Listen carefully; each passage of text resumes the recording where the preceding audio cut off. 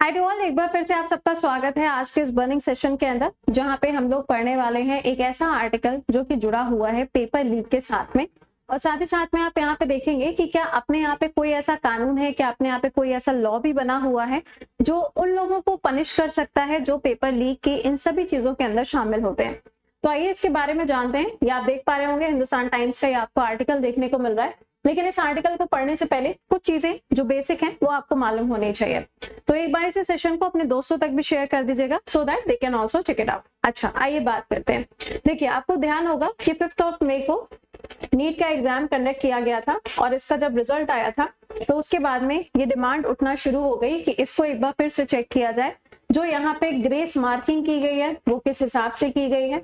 यहाँ पर यह भी बोला गया था कि ये जो नीट का पेपर है ये बिहार के अंदर पटना में लीक भी हुआ है, तो इस पेपर को दोबारा से कराना चाहिए।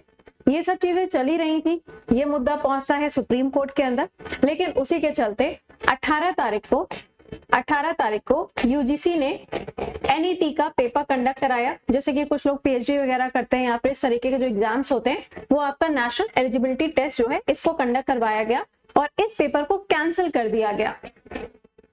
पेपर कंडक्ट हुआ और उसके बाद में इसको कैंसिल कर दिया गया। बोला गया कि यहाँ पर साइबर क्राइम का खतरा था जिसकी वजह से हमने इस पेपर को कैंसिल किया है और इस पेपर की पूरी जो जांच होगी, यानी कि जो यहाँ बताया जा रहा है कि साइबर क्राइम का कोई खतरा था, इसकी पूरी जांच की जाएगी और जांच के लिए सीबीआई को यहाँ पर अपॉइंट किया गया है। तो ये सब चीजें हमारे देश के अंदर चल रही हैं, लेकिन आपको ये सुन के हैरानी होगी कि अगर हम 2019 से 2024 तक का डेटा देखें तो हमारा जो देश है ना उसमें इतने ज्यादा पेपर लीक हुए कि कुछ देशों ने तो ये आर्टिकल भी पब्लिश करना स्टार्ट कर दिया है कि India is a hub of the paper leak.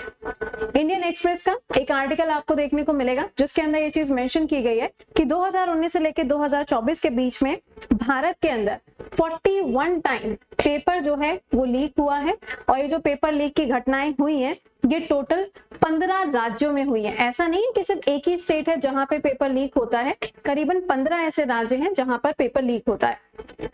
अगर हम बिहार की बात करें, है ना, अगर हम बिहार की बात करें तो बिहार के अंदर की जो सिचुएशन है वहां पे तो अलग अलग गैंग बने हुए हैं जिनको ये जिम्मेदारी दी जाती है कि आपको क्या करना है, पेपर को सॉल्व करना है। आइए ऐसे एक गैंग के बारे में पहले बात कर लेते हैं। एक गैंग है कहाँ का, बिहार का, जिसका नाम है प्रॉब्लम सॉल्विंग गैंग। नाम भी तो देखो जरा, प्रॉब्लम सॉल्विंग गैंग। यहाँ पर ये जो गैंग है इसका काम होता है कि जो अलग अलग एग्जाम्स के पेपर हैं उसको ये लोग सॉल्व करने की जिम्मेदारी लेते हैं। और इस बार ये जो नीट का एग्जाम कंडक्ट किया गया था इसके लिए बिहार में टोटल 7 लोगों को अरेस्ट किया गया है, जिसमें से 4 लोगों ने अपना कन्फेशन लेटर भी दिया है जिसके अंदर उन्होंने बोला है कि हाँ उन्होंने पेपर को सॉल्व भी किया था और पेपर लीक भी हुआ था, जिसके लिए टोटल जो पैसा लिया गया था वो था 32 लाख रुपीस। 32 लाख रुपीस यहाँ पर इतना पैसा लिया गया था इस पेपर को सॉल्व करने के लिए। तो क्या अपने यहाँ पे कोई कानून नहीं बना हुआ है क्या? क्योंकि कुछ समय पहले कुछ राज्यों के अंदर ऐसे लॉज सामने आए थे जिन्होंने कहा था कि अगर स्टेट के अंदर चीटिंग होती है तो फिर क्या होगा, लोगों को सजा दी जाएगी। तो क्या अपने यहाँ पे ऐसा कोई कानून नहीं बना हुआ है जो इन सब के अगेंस्ट एक्शन ले सके? तो आइए जरा इस बात को समझते हैं कि अपने यहाँ पर कुछ ऐसा है कि नहीं है। जैसे कि आप यहाँ पे देख पा रहे होंगे यूजीसी एनईटी का जो एग्जाम था इसको कैंसिल किया गया और उसके बाद में आप देखोगे कि जो नीट का एग्जाम है इसको लेके भी अभी बातें चल रही हैं। हो सकता है आने वाले टाइम में पेपर भी दोबारा से कंडक्ट किया जाए, अभी कुछ नहीं पता है इसके बारे में। आगे देखिए, फिर इसी में आप देखेंगे तो यहाँ पे काफी सारे पेपर्स हैं जिनको लेके इन्होंने इस आर्टिकल के अंदर बात की है। लेकिन यहाँ पर आप देख पाओगे तो बात की गई है कुछ समय पहले की बात है, फरवरी 2024 की बात है। लोकसभा और राज्यसभा के अंदर एक बिल लाया जाता है और इस बिल का नाम होता है एंटी चीटिंग बिल। क्या नाम है इसका? Anti cheating bill, right. तो ये एंटी चीटिंग बिल जो है ये तो खैर आ गया, लेकिन अब पॉइंट यहाँ पर ये है कि ये जो चीजें चल रही हैं इसके लिए ये जो बिल आया था इस बिल का क्या हुआ, कहाँ गया ये बिल? तो आइए जरा इसको जानते हैं कि इसमें किसको सजा मिलती है और कौन कौन से केसेस में इस बिल का इस्तेमाल हो सकता है अगर ये कानून बनके लागू हो गया तो।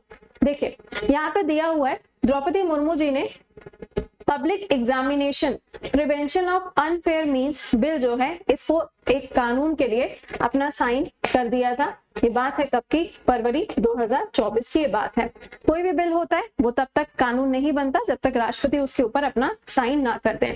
ये जो बिल है ये आप देख पा रहे होंगे, ये कानून कब बन रहा है? 2024 में ये कानून बनता है जिसका नाम हो जाता है public examination prevention of the unfair mean act 2024। ये जो यहाँ पर कानून लाया गया था ये किसके लिए था? पेपर अगर लीक होता है, अगर कोई मिस फंक्शन होता है, मतलब पेपर को कंडक्ट कराने के समय अगर कोई गड़बड़ी होती है उसके लिए, और ये सभी एग्जाम्स के लिए, चाहे वो यूपीएससी हो, एसएससी हो या कोई भी एग्जाम क्यों ना हो, नीट हो, जेई हो या सीयूईटी हो, कोई भी एग्जाम क्यों ना हो, सबके ऊपर इसको लागू किया जाएगा, ऐसा बोला गया था। चलो ठीक है, अब इसके अंदर क्या क्या पॉइंट्स आते हैं, मतलब अगर कोई पेपर लीक हो रहा है या फिर अगर कोई भी ऐसा कॉज होता है जो इसके अंदर लिखा हुआ है तो उसमें क्या होगा। तो देखिएगा, इसमें बताया गया है कि ये जो कानून बनाया गया था 2024 में, इसके हिसाब से अगर कोई भी गलती करता है तो यहाँ पे आप देख पा रहे होगे 3 से लेके 5 साल की उसको क्या होगी? जेल होगी। साथ ही साथ में 10 लाख रुपए तक का उसको फाइन भी देना पड़ेगा। अगला यहाँ पर बताया गया है कि if a group of person और person commit an organised crime मतलब ये ग्रुप बना के, ठीक है, ऑर्गेनाइज्ड क्राइम, तो उस कंडीशन में क्या होगा? 5 से 10 साल की जेल हो जाएगी और 1 करोड़ तक का जुर्माना जो है वो देना पड़ेगा। उसके बाद में देखो यहाँ पे क्या बोला गया है, द लॉ एम्पावर्स, यानी कि जो लॉ है, और ये क्या चीजें कहता है? ये लॉ कहता है that attach and forbid the properties of the institution involved in committing the organized crime for the proportionate recovery of the cost of examination। ये भी बोला गया कि जहां पे ये पूरा का पूरा पेपर लीक होता है या फिर ऐसी कोई घटना होती है तो वहां की जो पूरी प्रॉपर्टी होगी उसको भी सीज किया जाएगा, ताकि जो पेपर बनाने में पैसा खर्च हुआ था वो पैसा भी इनको क्या हो सके? रिटर्न हो सके। ठीक है, चलिए अगला क्या है? The law also states that an officer of the rank of deputy superintendent of the police or assistant commissioner of the police will be responsible। Responsibility किसकी होगी अगर ऐसा कुछ होता है? तो इन लोगों की यहाँ पर रिस्पॉन्सिबिलिटी होगी। चलो, ये तो बिल में बोला गया था। बिल के बाद में क्या हो गया? ये कानून भी बन गया। चलिए ठीक है, लेकिन क्या इस कानून को पूरी तरीके से इफेक्ट में आना जरूरी है? ऑब्वियसली बात है, अगर ये लॉ इफेक्ट में आएगा और इसके अंदर अगर किसी को सजा होती है तो ऑब्वियस सी बात है कि लोगों के दिमाग में थोड़ा तो डर जाएगा। तो ये देखिए, need of the law in the last few year leaks की अगर हम बात करें तो मैंने अभी आपको बताया क्वेश्चन पेपर को सॉल्व करने के लिए आप देखोगे तो लाखों पैसे लिए जाते हैं, जिसमें क्या होता है बहुत सारे स्टूडेंट की जो लाइफ है वो इफेक्ट हो जाती है। तो ऐसे जो कानून है इनको आना चाहिए इफेक्ट में, ताकि ये सब चीजें जो है वो कंट्रोल की जा सके।